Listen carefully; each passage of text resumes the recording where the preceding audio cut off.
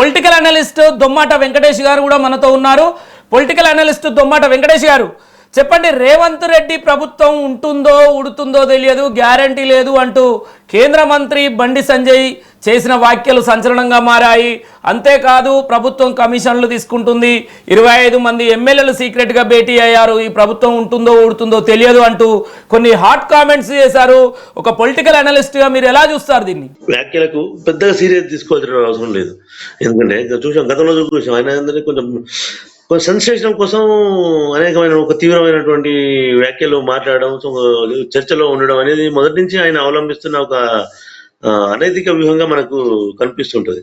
అనేక సందర్భాల్లో కూడా బండి సంజయ్ గారు అనేక సంచలనాత్మకమైన విషయాలు చెప్తుంటాడు, తర్వాత మళ్ళీ నాలుగరుచుకున్న పరిస్థితి కూడా మనం చూసాం. నిజానికి బాధ్యతాయుతమైనటువంటి ఒక కేంద్ర మంత్రి పదవిలో ఉన్నటువంటి ఆయన ఇంకొక ప్రభుత్వాన్ని అస్థిరపరిచే మాటలు, ఆ ప్రభుత్వంలో ఏదో కొంచెం సంక్షోభాన్ని క్రియేట్ చేసే మాటలు మాట్లాడడం అనేది ఇది నైతికత మాత్రం అనిపించుకోదు. ఎందుకంటే వీళ్ళ పదవులు ఎప్పుడు ఉంటాయో ఎప్పుడు ఊడతాయో తెలియదు. బండి సంజయ్ ని ప్రెసిడెంట్ ని అధ్యక్షుని గతంలో బీజేపీ అధ్యక్షుని చేసి ఎంత ఘోరంగా ఆయన పదవి ఊడిపోయిందో మనం గతంలో చూసాం. ఇప్పుడు ఆయన కేంద్ర మంత్రి పదవి ఉంటుందా లేకపోతే ఊడుతుందా అనే విషయం కూడా అనేక సందర్భాలు అనేక చర్చలకు వస్తున్న పరిస్థితి.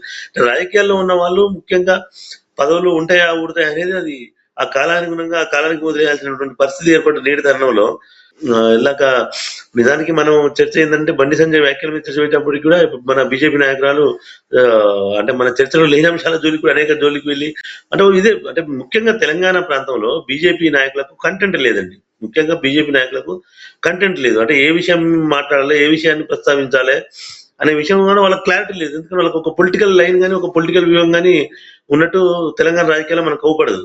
ఎందుకంటే నిజానికి ఇప్పుడు గెలిచిన ఎమ్మెల్యేలు కానీ ఎంపీలు కానీ వాళ్ళందరూ ఎవరండి? టీఆర్ఎస్ నుంచి వచ్చిన వాళ్ళు, లేకపోతే కాంగ్రెస్ నుంచి వచ్చిన వాళ్ళు తప్ప వాళ్ళు 30-40 సంవత్సరాల నుంచి తయారు చేసుకున్న కార్యకర్తల వాళ్ళు కూడా వాళ్ళు ఎంపీలు కానీ ఎమ్మెల్యేలు కానీ చేసుకోలేని పరిస్థితి. కేవలం కారణం ఏంటంటే కేవలం ఇదే సెన్సేషనల్ ఏదో మాట మాట్లాడడం.